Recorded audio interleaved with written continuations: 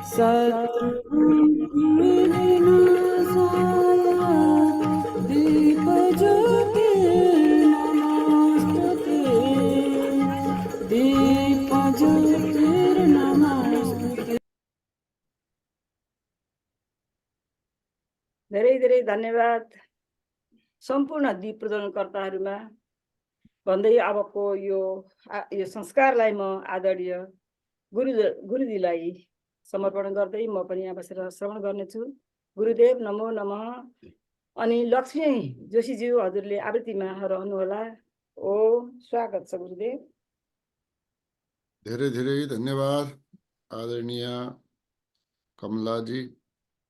यस्तै सबै दीप प्रज्वलन गर्नुहुने महानुभावहरूमा शुभभाव व्यक्त गर्दै धन्यवाद व्यक्त गर्दै स्वागत व्यक्त गर्दै ओम भद्रं कर्णेभिः शृणुयाम देवा भद्रं पश्येमाक्षभिर्यजत्राः स्थिरैरङ्गैस्तुष्टुवागुंसस्तनूभिर्व्यसेमहि देवहितं जदायुः।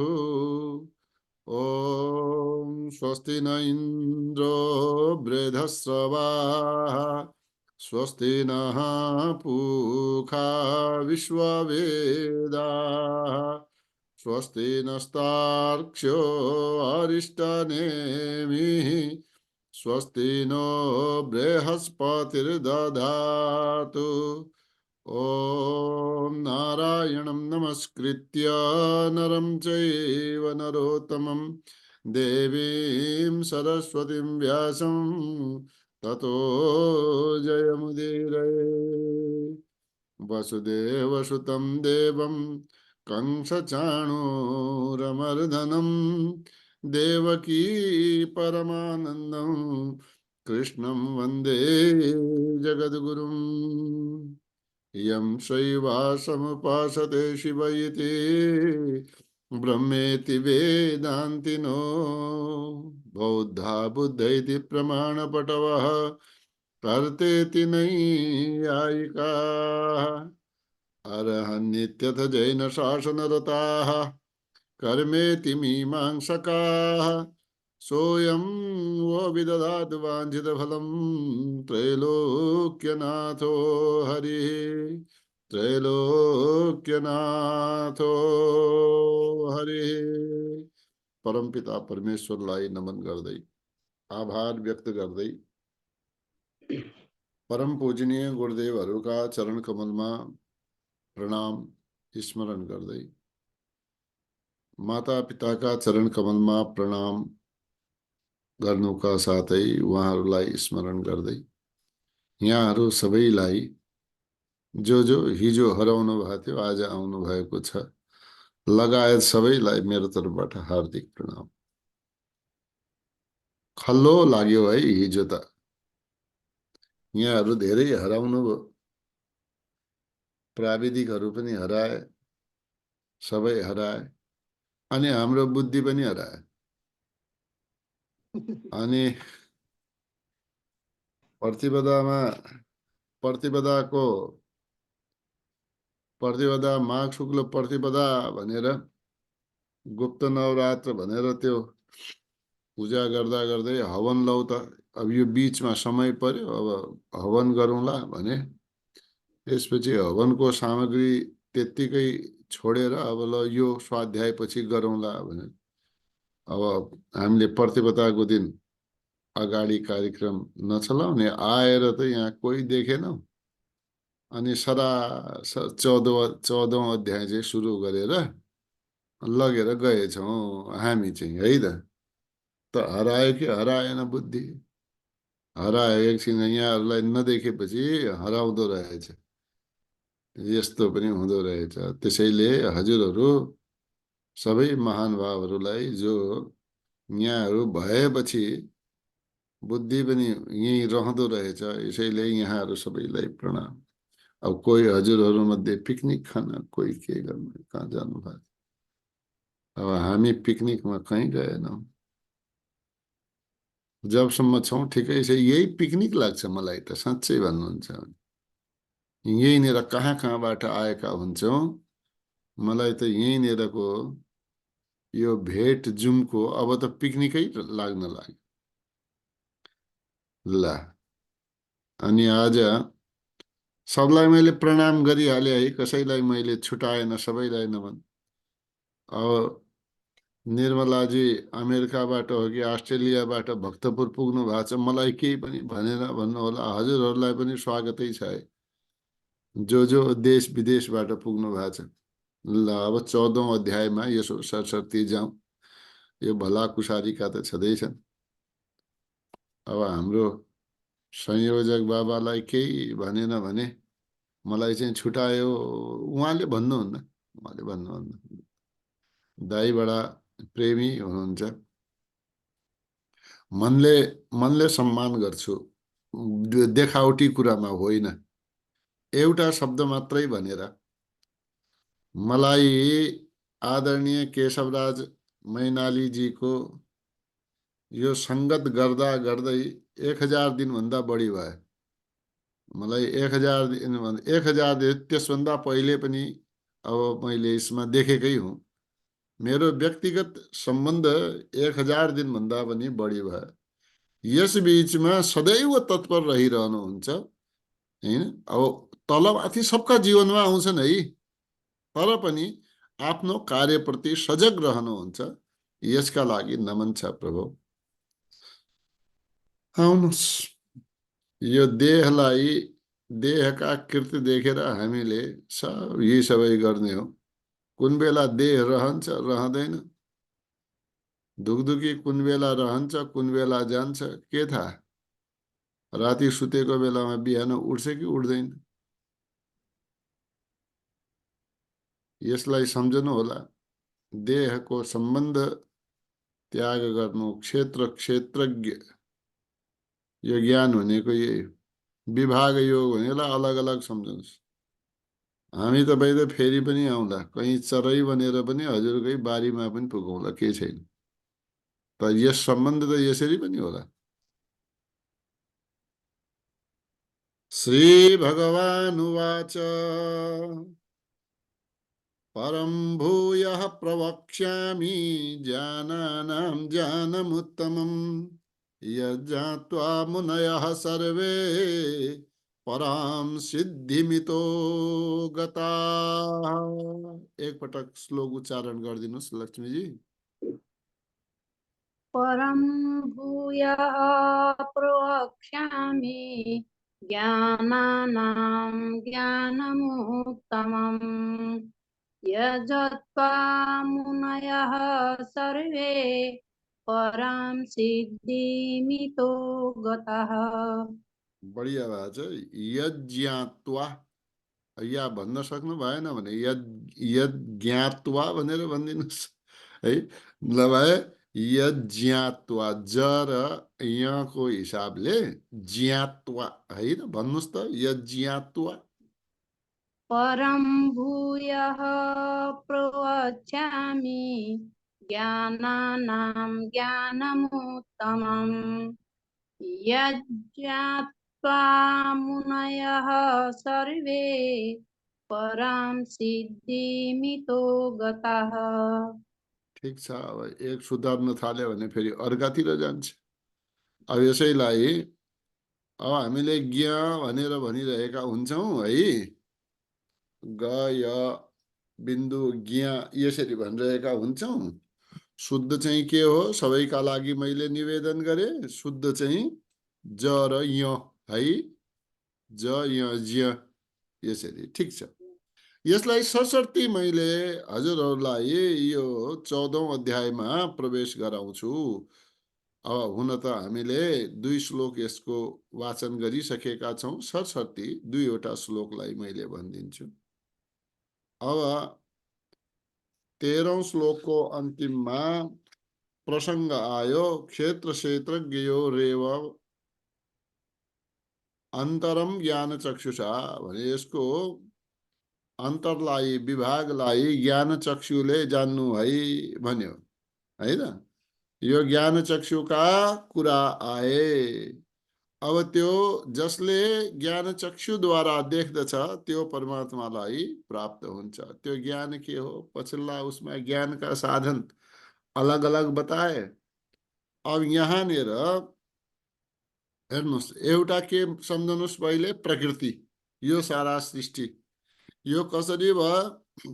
प्रकृति यसका कार्य, प्रकृतिबाट उत्पन्न भएके गुणहरू, अनि गुणहरूले गुणहरूको कार्य हो यो सबै, हैन? त्यो त्रिगुणात्मका भन्छ नि, तीनै गुणहरूको यो कार्य हो। त यसैका बारेमा यहाँ दिइएको छ गुणत्रय विभाग योग। यो भन्दा पहिले क्षेत्र क्षेत्रज्ञ विभाग योग भनियो, यसमा गुणत्रय विभाग योग भनेर भनिएको छ। त यहाँ भनियो परम भूय, मैले तिमीसँग भनिसके अर्जुन, भूय फेरि पनि प्रवक्ष्यामि, म भन्दछु के? ज्ञानानाम ज्ञानमुत्तमम, ज्ञानहरू मध्ये जो श्रेष्ठ ज्ञान छ, जो उत्तम ज्ञान छ, यसलाई म फेरि भन्दछु। यो कस्तो ज्ञान हो त? यज्ञात्वा, यो ज्ञान यस्तो हो जसलाई जानेर मुनयः सर्वे, सबै मुनिहरू, सबै मनन गर्नेवाला सबै साधकहरू पराम सिद्धिम इतो गता। इतो हो, इता भन्नाले यहाँबाट, यस संसारबाट मुक्त भएर सबै ती साधकहरू या मुनिहरू जसले यसलाई मनन गरे सबै परम सिद्धिलाई प्राप्त भए, हैन? अब सिद्धिका बारेमा पनि हामीले धेरै चर्चा गरेका थियौं। के चर्चा गरेका थियौं भने, अब जस्तै सांसारिक सिद्धि हुन्छन्, सिद्धि पराम सिद्धिम भन्नाले, पराम सिद्धि भन्नाले यहाँ के हो? धेरैको सामान्य मत होला कि यो जो छन् नि त सांसारिक सिद्धिहरू, अणिमा, महिमा, गरिमा, लघिमा, प्राप्ति, प्राकाम्य, ईशित्व, वशित्व, ये आठवटा जो सांसारिक सिद्धिहरू छन्, यो चाहिँ अध्यात्म मार्गमा पछि गएर चिन्तनका मार्गमा, यो मनलाई निरोध गर्नेवाला मार्गमा यी सिद्धिहरू बाधक कहलिन्छन्, हैन? यी बाधक चाहिँ हुन् सांसारिक रूपमा। त्यसैले यसलाई पराम सिद्धि भनेको होइन। पराम सिद्धि भनेको परमात्मा तत्व हो, परमात्माको अनुभूति गर्नु, यो चाहिँ यहाँ अर्थ हो पराम सिद्धिम। यो अणिमा, महिमा, लघिमा, गरिमा, प्राप्ति, प्राकाम्य, ईशित्व, वशित्व, यी सिद्धिहरू सम्झनु होला। यतिका लागि मात्रै अहिले मैले भनेको हुँ, यो चाहिँ होइन है। ल, यो पहिलो श्लोकमा बताइयो, यस्तै दोस्रो श्लोकको पनि उच्चारण गरौँ है त। इदं ज्ञानमुपाश्रित्य मम साधर्म्यमागताः सर्गेऽपि नोपजायन्ते प्रलयेन व्यथन्ति च। उच्चारण गर्नुहोस्। इदं ज्ञानमुपाश्रित्य मम साधर्म्यमागताः सर्गेऽपि नोपजायन्ते प्रलयेन व्यथन्ति च। अहिले त बढिया भएछ श्लोक है। इदं ज्ञानम उपाश्रित्य, यो गुणादिका बारेमा, यो विभिन्न यो ज्ञानलाई, यो जो अब म भन्नेवाला हुँ, फेरि यो भनिसक्यो भनेर नसम्झनु होला है। यो ज्ञान भन्नेवाला कुरा भूयः प्रवक्ष्यामि भनेको छ, मैले फेरि भन्छु भनेर भनेको छ है। त्यसैले अब भन्नेवाला जो यो गुण सम्बन्धी ज्ञानका कुरा छन्, इदम यस प्रकारको ज्ञानम, ज्ञानलाई उपाश्रित्य, यसको आश्रय लिएर, ठीक छ? उपाश्रित्य, यसको आश्रय लिएर, अब ज्ञान को महिमा जो बताइयो, ज्ञान को महिमालाई आत्मसात गर्नु, ज्ञान को महिमालाई अनुभव गर्नु, यसलाई भनिन्छ आश्रय लिनु, त्यसलाई जान्नु, त्यो ज्ञानलाई। मम साधर्म्यमागताः, मम साधर्म्य मेरै धर्म जस्तो, मेरै सधर्मतालाई जो आगताः यानी कि जो प्राप्ताः, जो प्राप्त भएका छन्, यानी कि यो ज्ञानको आश्रय लिएर मेरो सधर्मतालाई जो प्राप्त हुन्छन्, मेरो सधर्मता भनेको 13औं अध्यायको अन्तिममा के हो भयो कि त्यस परमात्मामा कर्तापनको भाव छैन, त्यस परमात्मामा भोक्तापनको भाव छैन। त्यसैले कर्तृत्वको भाव अनि भोक्तृत्वको भाव परमात्मामा छैन। जुन साधकमा पनि आफू विशुद्ध चिन्तन गरेर म चिन्मय स्वरूप हुँ, मेरो शरीरको मसँग सम्बन्ध छैन, यो एउटा संसारमा बाँच्नेवाला साधन मात्र हो, म कर्ता पनि होइन, म भोक्ता पनि होइन, यस प्रकारले जसले सम्झन्छ भन्न खोजेको हो है त। साधर्म्यम आगताः, ती उनीहरू पनि जसले यस्तो भाव आफूमा राख्न सक्दछ। अब यो त बिरलै देवै स्वरूप भइहाले यस्तो राख्नेवाला है। संसारमा लिप्त भएका सांसारिक व्यक्तिहरू त यो भावमा जानै सक्दैनन् हैन। त संसारको भावभन्दा माथि उठ्नु पर्यो यो भावका लागि। संसारसँग के बताइयो? क्षेत्र क्षेत्रज्ञ, यसको सम्बन्धबाट, यो क्षेत्रको शरीरको संसारको सम्बन्धबाट माथि उठ्नु पर्यो। अनि माथि उठेपछि उनीहरूका लागि जीवन र मृत्यु केही पनि होइन। अनि सृष्टिको क्रमलाई बुझ्न अलिकति राम्ररी बुझ्नुस् है त। फेरि के हुन्छ? सर्गेपि नोपजायन्ते अपि भनेर भनेको छ। ती त्यस्ता जो ज्ञानी महापुरुषहरू जसले कर्तृत्व र भोक्तृत्वको भावबाट जो आफूलाई अलग गरिसकेका छन्, उनीहरू यस प्रकारका महापुरुषहरू कब? सर्गे अपि, स्वर्ग भन्छ नयाँ रचनालाई, नयाँ सृष्टिलाई। यहाँनिर महास्वर्गलाई भनेर सम्झाउनुहोस्, महासृष्टिलाई भन्नुहोस्। जब सृष्टिका प्रारम्भमा 14 लोकहरू, 14 लोकका स्वामीहरू, लोकपाल आदिहरू, अब त्यस बेला जो उत्पत्ति गराइन्छ या उत्पत्ति हुन्छ, त्यसमा पनि यस प्रकारका साधकहरू उत्पन्न हुँदैनन्। यस प्रकारका जो कर्ता र भोक्तापनले रहित भइसकेका छन्, यिनीहरू उत्पन्न हुँदैनन्। यानी कि कुनै कर्म उनको आफ्नो भनेर बाँकी रहँदैन। कर्म बाँकी नरहेका कारणले फेरि कुनै प्रकारको शरीर धारण गर्नु पर्दैन। ठीक छ, यहाँसम्म कुरा बुझियो? यानी कि यस प्रकारले ज्ञान प्राप्त गरेका या परमात्मा तत्त्वलाई अनुभव गरिसकेका साधकहरू फेरि स्वर्गमा उत्पन्न हुँदैनन्। अनि अब स्वर्गलाई के पनि भनिन्छ भनेको, ब्रह्माको दिनलाई स्वर्ग भनिन्छ, एक सृष्टि भनिन्छ हैन, यसो पनि भन्ने गरिएको छ। अनि ब्रह्माजीको रात्रिलाई प्रलय भनेर भनिन्छ है त। कुरा बुझियो हैन? यो एउटा यसरी पनि भन्ने गरिन्छ, ब्रह्माजीको दिनलाई सृष्टि अनि ब्रह्माजीको रात्रिलाई प्रलय। जति समयको सृष्टि हुन्छ त्यति समयको प्रलय पनि हुन्छ। यसको अर्थ त त्यही भयो, दिन र रातको हिसाबले है त।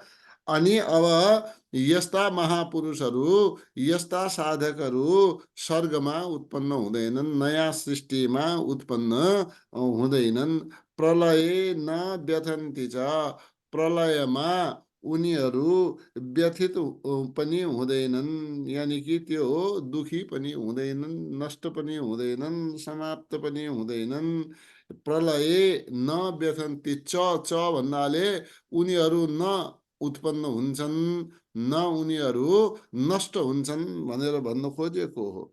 अब यसो भनिन्छ कि जब महाप्रलय हुन्छ, महाप्रलयमा यो अग्नि उठ्छ, अग्नि उठेर सारा प्रज्वलित भएर सारा प्राणीहरू भस्म हुन्छन्। अनि समुद्रले आफ्नो सीमा बढाउँछ। समुद्रले आफ्नो सीमा बढाएपछि सारा पृथ्वी समुद्रमा डुब्छ र यसरी अब 14 लोकमा हाहाकार भएर सबै प्राणीहरू दुखी हुन्छन् भनेर भनियो। अब कोही यो आफ्नो अस्तित्व नष्ट हुन लाग्दा त दुखी हुने भए।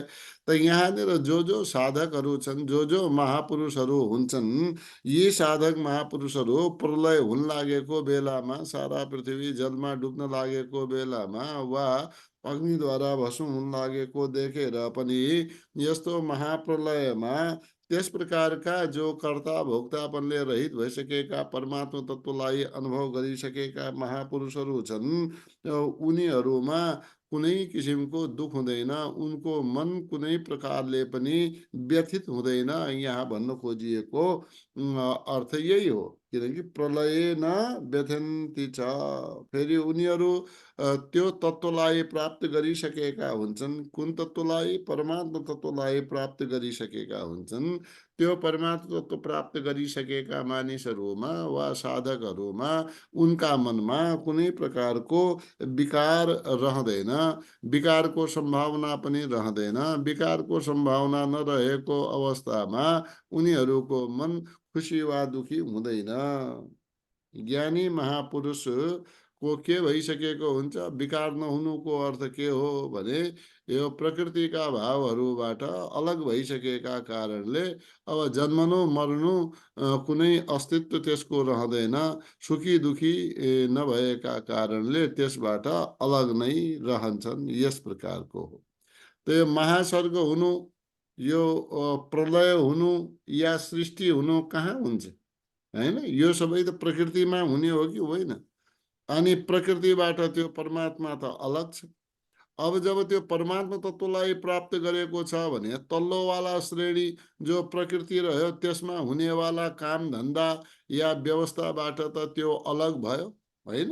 यानी कि परमात्मा तत्त्वको अनुभव भइसकेपछि, परमात्मा तत्त्वको प्राप्ति भइसकेपछि चाहे सृष्टि होस् चाहे प्रलय होस् त्यसको कुनै सम्बन्ध रहँदैन। प्रकृतिका साथै सम्बन्ध नरहेका कारणले त्यो मानिससँग या त्यो साधकसँग त्यस्तो कुनै त्यसको असर पनि पर्दैन। अब त्यो अब यसैलाई अगाडि बताइयो। यहाँ अब यहाँनिर त आयो, मम साधर्म्यम आगताः, मेरो सधर्मतालाई प्राप्त गरेका भनेपछि परमात्मा त सच्चिद आनन्द स्वरूप छन्। यस्तै संसारको कर्तापन भोक्तापनबाट माथि उठेर सच्चिद स्वरूप सच्चिद आनन्द स्वरूप जो भए उनीहरूलाई यसले केही पनि प्रभाव पार्दैन। यसको प्रभावमा उनीहरू आउँदैनन्। यस प्रकारले यो भनिएको यो प्रसङ्ग चलिरहेको छ।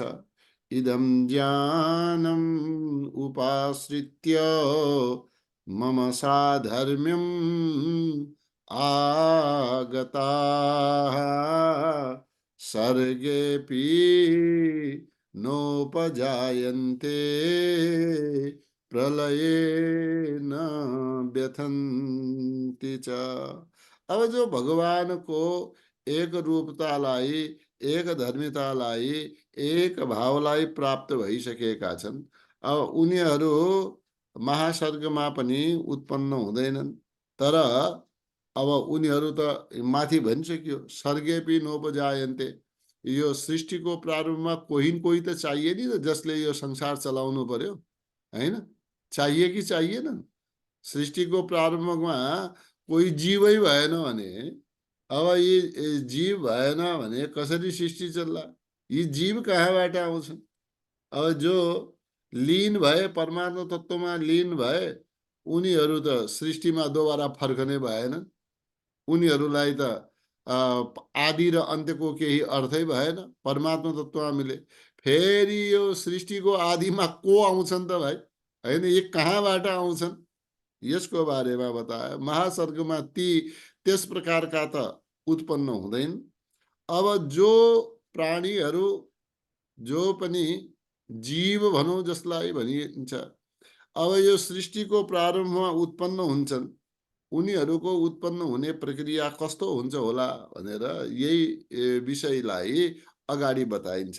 यसलाई हेर्नुहोस् है त, यसको हामी चर्चा गरौँ। मम योनिर्महद् ब्रह्म,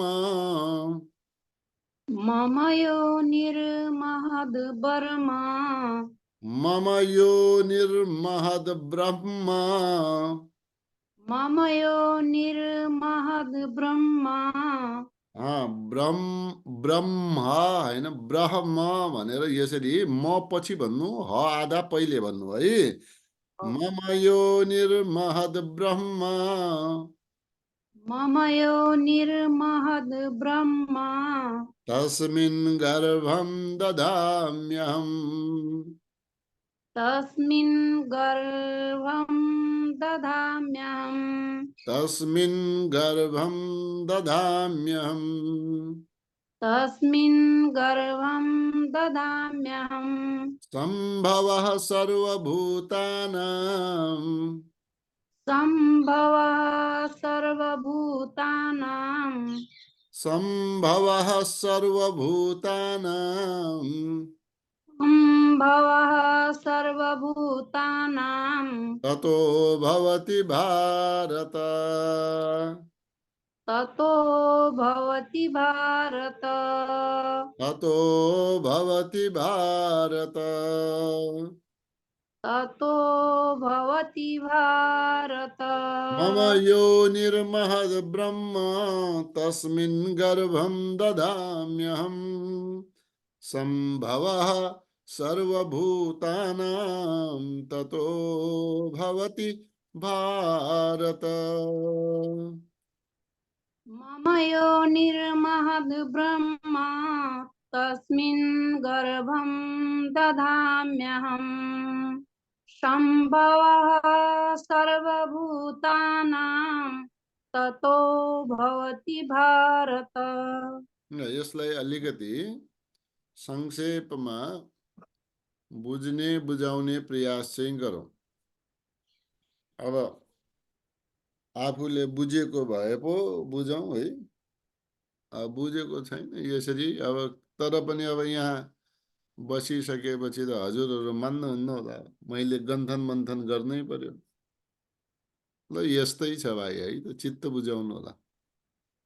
मम योनिः महद् ब्रह्म, यसलाई अलिकति घुमाउनु छ।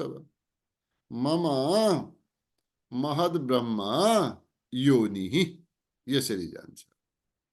मम महद् ब्रह्म योनिः, मम भन्नाले मेरो हैन, मम भन्ने के भयो, मेरो, के महद् ब्रह्म, महद् ब्रह्म यो जो महद् ब्रह्म छ, महद् ब्रह्मको पनि अहिले व्याख्या गरौँ। महद् ब्रह्मलाई यहाँनिर मूल प्रकृति लिनु होला, मूल प्रकृति महद् ब्रह्म। अनि त्यो के हो, योनि, योनि शब्द जो छ उत्पत्तिको स्थानलाई भनिन्छ। त मेरो मूल प्रकृति यो संसारको उत्पत्तिको स्थान हो। तस्मिन् गर्भं ददाम्यहम्, तस्मिन् त्यसमा, गर्भम माने गर्भलाई, यानी कि यी जीव जहाँबाट उत्पन्न हुन्छन् त्यो जीव उत्पत्ति हुनेवाला जो कारण छ, यो गर्भ जो कारण छ, त्यसको मैले स्थापना गरिदिन्छु। ठिक छ, अहिले सरसर्ती बुझ्नुस्। एक पटक फेरि मैले भन्छु है त। त्यसको मैले यो जीव रूप गर्भको मैले दधामी अहम भनेको धारण गराइदिन्छु, स्थापना गराइदिन्छु। सम्भवः माने उत्पत्ति, सर्वभूतानां सबै प्राणीहरूको, ततः त्यसपछि, भवति हुन्छ भारत सम्बोधन हो। हे भरत वंशका श्रेष्ठ व्यक्ति, हे अर्जुन, त्यसपछि सारा प्राणीहरूको उत्पत्ति हुन्छ। हेर्नुस्, ठीक छ। पहिले त यहाँ के भनियो? मेरा द्वारा मूल प्रकृतिमा जीवरूप गर्भ धारण गराइन्छ। त्यसबाट यो प्रकृतिबाट सारा संसारका प्राणीहरूको सम्भवः भवति माने उत्पत्ति हुन्छ भनेर भनियो हैन। अब सरस्वती एकपटक हेर्दाखेरि के भयो? मम भन्नाले यो जो मेरो माया हो, ठीक छ। मम माया, मेरो त्रिगुणात्मिका यो प्रकृति, अनि को? महद ब्रह्मलाई मूल प्रकृति, मेरो मूल प्रकृतिलाई मेरो भनेर भनियो। अब भगवान के हुनुहुन्छ? भगवानले आफू सानो र ठुलोपनाबाट रहित हुनुहुन्छ।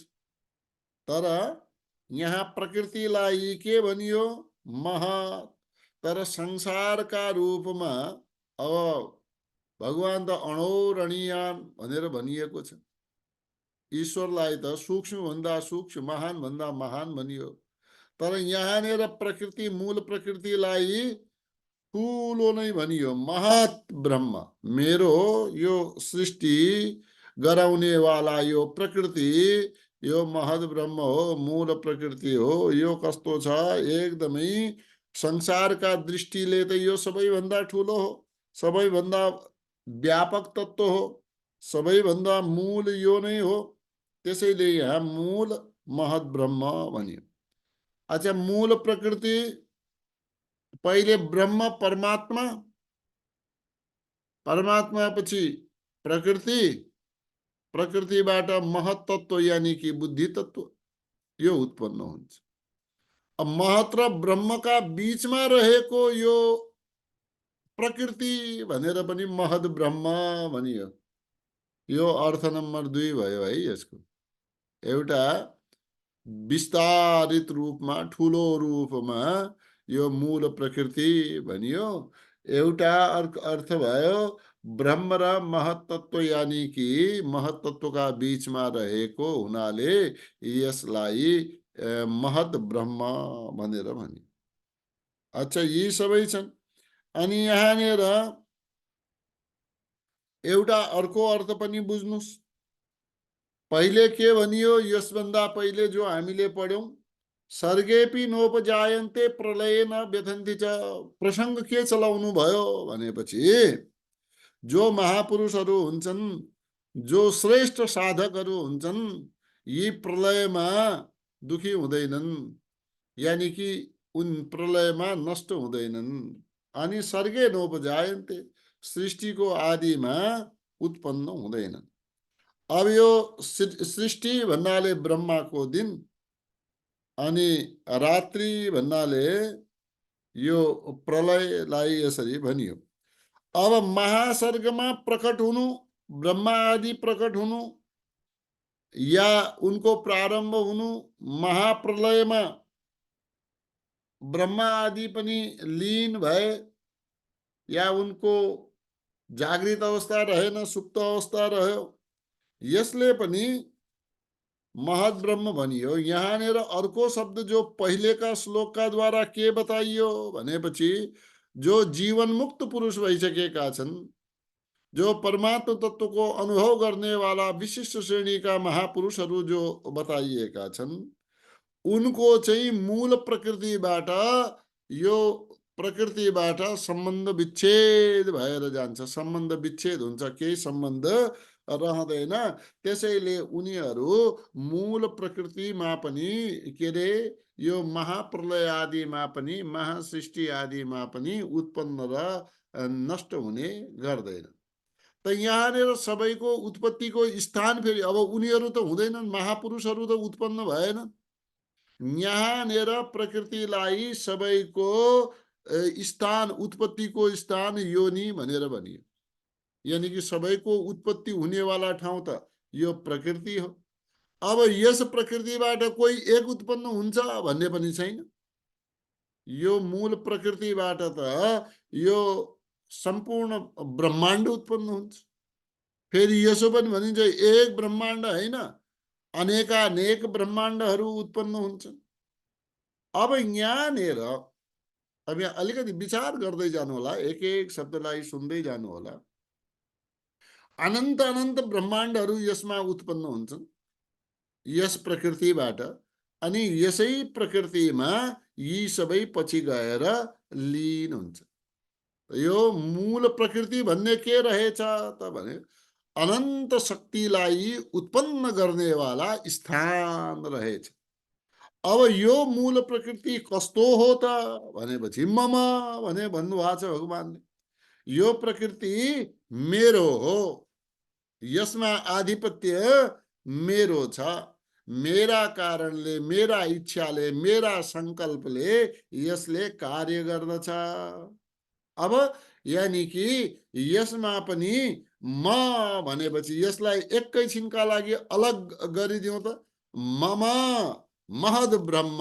यो महद ब्रह्म भन्नाले भगवानले यो ब्रह्म साक्षात परमात्मा महद माने श्रेष्ठ हुँ भन्दा आफ्नो श्रेष्ठतालाई पनि यहाँ बताए।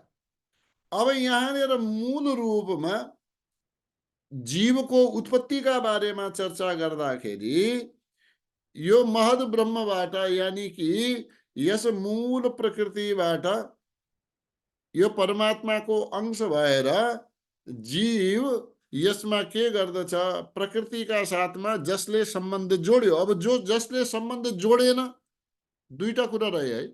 एउटाले प्रकृतिका साथमा सम्बन्ध जोड्यो, एकले प्रकृतिका साथमा सम्बन्ध जोडेन। दुईटा कुरा त भयो।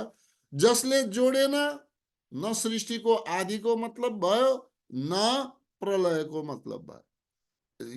ती त नजोड्नेवाला भए, त्यसभन्दा माथि उठेका वाला भए। अनि जसले जोड्यो, जसले जोड्यो प्रकृतिका साथमा, जसले जोड्यो ऊ प्रकृतिबाट उत्पन्न भएका गुणहरूका साथमा पनि, प्रकृतिका जो कार्य छन् गुणहरूका साथमा पनि सम्बन्ध जोड्दछ। अब गुणहरूको प्रकृतिको कार्य गुण भयो, गुणको कार्य यो शरीर भयो। यसमा सत्व र स्तम तीनै व्याप्त छ कि छैन? यो शरीरमा छ हैन? यो शरीरमा तीनै व्याप्त। त प्रकृतिका कार्य के भए? गुण। गुणको कार्य के भयो? यो शरीर। यो शरीरका साथमा त्यो जीवले सम्बन्ध जोड्दछ। जसले जोडेन त्यसको आइसक्यो है कुरा। सर्गेपि नोपजायन्ते प्रलय न व्यथन्ति। जसले जोड्दैन। तर जसले जोड्यो प्रकृतिका साथमा, गुणका साथमा सम्बन्ध जोड्योपछि यो शरीरका साथमा पनि सम्बन्ध जोड्दछ। अब सम्बन्ध जसले जोड्यो, अब यो जोडेपछि के भयो भनेपछि यिनीहरू अब जो जीव परमात्मा तत्त्वलाई प्राप्त भएनन् हैन, यानी कि जो सांसारिक रूपमा नै रहे, अप्रलय भयो।